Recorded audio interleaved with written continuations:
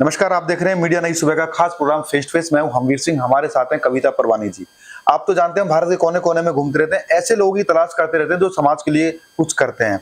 इसी तलाश में आज हम पहुंचे हैं कविता परवानी जी के पास, जो कि डी कास्ट ग्लोबल टैलेंट एक कंपनी है जिसके माध्यम से लोगों के सपनों को पूरा करते हैं। आज की दुनिया में हर इंसान मॉडल बनना चाहता है, एक्टर बनना चाहता है, जो कि कविता जी के माध्यम से कोई भी अपने सपने को पूरा कर सकता है, अपना और अपने परिवार का, अपने देश का, अपने गांव का नाम रोशन कर सकता है। मैम, सबसे पहले मैं जानना चाहूंगा, आपका ये जो सफर है, जो आपने शुरुआत की है, ये आपने कब की और कैसे की? सबसे पहले मैंने इसकी शुरुआत 2011 में की। जी चेन्नई से की है स्टार्ट। जी और तब मेरा यही सपना था कि जो भी वहाँ पे इस टाइप की मॉडलिंग एजेंसीज थी या कास्टिंग वाले लोग थे, तो बहुत ही फ्रॉड केस चलते थे और लोग पैसा ले लेते थे मॉडल बनाने के लिए और बोलते थे काम दिलवाएंगे, काम भी मॉडल करे और पैसा भी मॉडल ही दे, इस टाइप की चीज होती थी। जी तो वो मुझे बड़ा अजीब लगता था कि जो काम करेगा वो पैसा लेगा, वो देगा क्यों? जी जी तो इसलिए मैंने इस एजेंसी की शुरुआत की थी। अच्छा मैम, मेरा दूसरा सवाल है, आपकी एजेंसी बॉलीवुड और साउथ फिल्म इंडस्ट्री दोनों के साथ काम करती है। इन दोनों में काम करने का अनुभव कैसा रहा आपको? कैसा रहा आपका और कैसा अलग होता है? साउथ में क्योंकि मैंने काम स्टार्ट किया चेन्नई से, तो मेरे को बहुत ही प्रोफेशनल और एकदम टाइम पे सब काम, तो बहुत अच्छा लगता था। और उस समय बॉलीवुड इंडस्ट्री में थोड़ा सा जो लोग थे वो भी उतने प्रोफेशनल नहीं लगते थे, लेकिन धीरे धीरे करके अब जो मैं देख रही हूँ, अभी का जो लॉट है, जो यंग जनरेशन है, वो इक्वली प्रोफेशनल है और टाइम पे काम करती है। तो अब मैं ये नहीं बोल सकती कि साउथ में बहुत अच्छा काम होता है और बॉलीवुड में नहीं होता। हाँ, मतलब दोनों में समानता। हाँ, अब बहुत सिमिलरिटी हो गई है।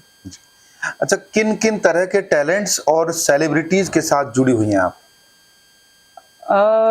काफी सारे सेलिब्रिटीज के साथ हम लोगों ने काम किया है, क्योंकि इतने साल भी हो गए हमें काम करते हुए। तो जैसे शर्मन जोशी सर हैं, शक्ति कपूर सर हैं, राहुल देव जी हैं, अदिति गोवित्रिकर हैं, दीपशिखा नागपाल हैं, वर्षा उसगांवकर हैं, बहुत सारे, लिस्ट तो बहुत लंबी है। जी जी। और जैसे कि आप जानते हैं अभी इन्फ्लुएंसर्स का जमाना है, तो काफी टॉप इन्फ्लुएंसर्स के साथ भी हमने काम किया है। आपके आज के दौर में मॉडलिंग और इन्फ्लुएंसर इंडस्ट्री कितनी तेजी से बदल रही है, आप इसे किस दिशा में जाते देख रहे हैं? मॉडलिंग तो चल ही रही थी, उसके बाद जब इन्फ्लुएंसर्स का दौर आया, जब इंस्टा ने वीडियो लॉन्च किया, तो उसके बाद बहुत सारी रिक्वायरमेंट हमको वीडियो की आने लग गई और इन्फ्लुएंसर्स की आ गई। इन्फ्लुएंसर्स मार्केटिंग बहुत तेजी से बढ़ रहा है, लेकिन अभी एआई भी आ गया है बीच में। तो एआई के कारण काफी लोग जो लो बजट शूट करवाते थे, वो लोग एआई से ही कुछ पिक्चर्स बनवा के वैसे शूट कर रहे हैं। लेकिन फिर भी मुझे लगता है कि मॉडलिंग और इन्फ्लुएंसर्स तो अभी चलने वाले हैं। जी, आप लोग प्रोडक्ट शूट और पोर्टफोलियो शूट करते हैं, क्या बताना चाहेंगे कि एक अच्छे पोर्टफोलियो की क्या खासियत होनी चाहिए? पोर्टफोलियो बहुत जरूरी है। जब हम कोई भी इंडस्ट्री में नया आता है, तो हम तो कोई उनसे रजिस्ट्रेशन चार्जेस नहीं ले रहे हैं, हम तो तभी पैसा उनसे ले पाते हैं जब वो उनको काम दिलवाते हैं हम लोग।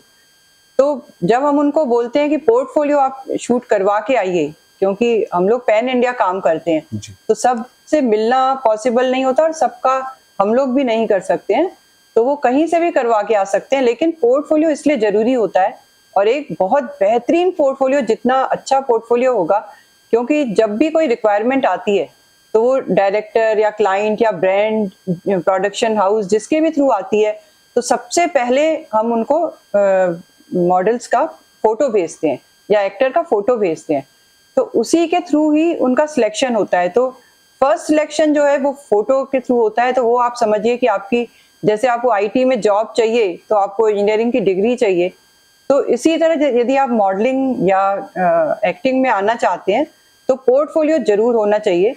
और यदि आपके पास इतने पैसे नहीं है कि आप पोर्टफोलियो शूट करवा सकें, तो आप ट्राई करिए कि बहुत हाई क्वालिटी पिक्चर्स, और गूगल करिए कि कैसे लेते हैं, उस टाइप के पिक्चर्स आप खुद से लेके भी भेज सकते हैं। नई प्रतिभाओं को कैसे मौका देती हैं आप, और क्या कोई विशेष प्लेटफॉर्म है या प्रोग्राम है? नई प्रतिभाओं को इस तरह मौका दे पाते हैं कि जो मोस्ट ऑफ द शूट्स होते हैं जो अच्छी ब्रांड्स के लिए होते हैं, उसमें तो उनका बजट अच्छा होता है, और बजट अच्छा होता है तो एक्सपीरियंस्ड मॉडल्स मांगते हैं, और बड़ी ब्रांड्स होती हैं तो वो पैन इंडिया मांगते हैं, और वो फ्लाइट टिकट्स और वो सब प्रोवाइड करवाते हैं। लेकिन जब छोटी ब्रांड होती है, स्टार्टअप्स होते हैं, उनका बजट बहुत लो होता है, तो उस समय हम फ्रेशर्स को आराम से मौका दे पाते हैं। यदि फ्रेशर में वो है बात जो एक मॉडल में होनी चाहिए, तो उसको आराम से चांस मिल सकता है।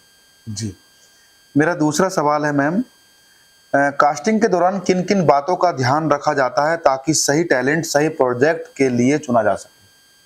कास्टिंग के दौरान एक बहुत इंपॉर्टेंट चीज होती है कि जैसे क्लाइंट की रिक्वायरमेंट होती है, जैसे कोई डिजिटल शूट है, अब उसमें कोई थीम है कि रिच लुक का बंदा दिखना चाहिए, तो हम उस टाइप का टैलेंट ही सर्च करके भेजते हैं। और यदि कोई है कि एवरेज या बिल्कुल नॉर्मल लगना चाहिए मॉडल और वो एक्टर नहीं लगना चाहिए, तो फिर उस टाइप का फेस हमें निकालना पड़ता है, तो वो बहुत इंपॉर्टेंट होता है, वो एक्सपीरियंस से ही आता है। जी, अंतर्राष्ट्रीय मॉडल्स के साथ भी काम कर रहे हैं आप? अगर हाँ, तो उनके साथ काम करने का अनुभव कैसा रहा? इंटरनेशनल मॉडल्स के साथ हम बहुत सालों से काम कर रहे हैं, और उनका मैंने देखा है वो बहुत ही प्रोफेशनल होते हैं, बिल्कुल टाइम पे जाते हैं, और सारे शूट्स बहुत प्रोफेशनली करते हैं। और ये भी है कि यदि उनके शूट में कभी ज़्यादा टाइम लग जाए या हमने जो बताया है उससे एक्स्ट्रा कुछ हो जाए, तो फिर वो उसके हिसाब से फिर वो बजट भी डिमांड करते हैं, बट बहुत प्रोफेशनल होते हैं। मैम, एआई के आने से क्या फायदा होगा लोगों को या फिर नुकसान हो रहा है आर्टिस्टों के, और ये फिल्म लाइन पर क्या फर्क पड़ रहा है?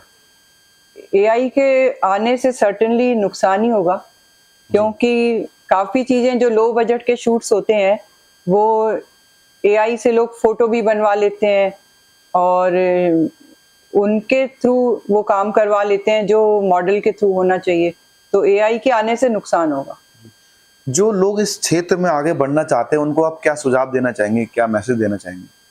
जो इस क्षेत्र में आगे बढ़ना चाहते हैं, तो जैसे एक नॉर्मल जो सबसे ज़्यादा काम जिस एज में आता है, वैसे तो हम 3 महीने के बच्चों से लेके 80-90 साल के बुजुर्ग तक के साथ काम करते हैं, और हर एज की अपनी रिक्वायरमेंट होती है। जी, लेकिन 20 से 30 साल वाली जो एज होती है उसमें सबसे ज़्यादा काम हमारे पास आता है।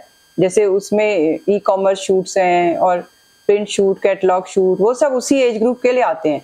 लेकिन यदि उससे आगे आपकी एज है, जी, तो आपको थोड़ा एक्टिंग पे, बोलने पे, और उस पे आपको फोकस करना पड़ेगा कि आप बहुत अच्छे से बोल रहे हैं, तो उसकी डिमांड होती है। क्योंकि डिजिटल एड्स जो होते हैं उसमें हर एज ग्रुप के, यदि बच्चा दिखाएंगे तो पेरेंट्स भी दिखाएंगे, पेरेंट्स दिखाएंगे तो ग्रैंड पेरेंट्स भी दिखाएंगे, उसमें हर एज की रिक्वायरमेंट होती है। लेकिन आपको आपके एक्सप्रेशंस पे आपको ध्यान देना है और बोलने पे ध्यान देना है, वो जरूरी है। जी।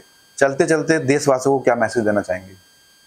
यही मैसेज देना चाहूंगी कि यदि आप मॉडलिंग और एक्टिंग के क्षेत्र में आना चाहते हैं, तो पहले जो भी आपसे यदि पैसा मांग रहा है कि आप इतना पैसा जमा कर दो, हम आपको चांस देंगे, हम इतने साल में खुद ही किसी को चांस नहीं दे पाए हैं, क्योंकि हम लोग सिर्फ प्रोफाइल्स आगे फॉरवर्ड करते हैं, और सिलेक्शन डायरेक्टर हो या प्रोडक्शन या ब्रांड, उन्हीं के थ्रू होता है। बहुत कम केसेस में वो हमको बोलते हैं कि आप रिकमेंड कर दो कि कौन सही है, लेकिन वो बहुत कम केसेस में होता है।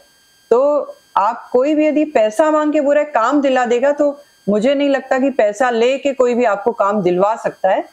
और आप अपने टैलेंट पे ही ज्यादा ध्यान दीजिए, और कभी भी आए तो फ्रॉड एजेंसी और जेन्युइन एजेंसी को पहचानना है, तो आप उनसे उनका पूरा इंस्टा अकाउंट, उनका फेसबुक अकाउंट, लिंक्डइन अकाउंट, वो सब ले लीजिए, उनका देख लीजिए उन्होंने काम क्या क्या किया है पहले, और उसके बाद ही आप उस एजेंसी में अप्लाई करिए।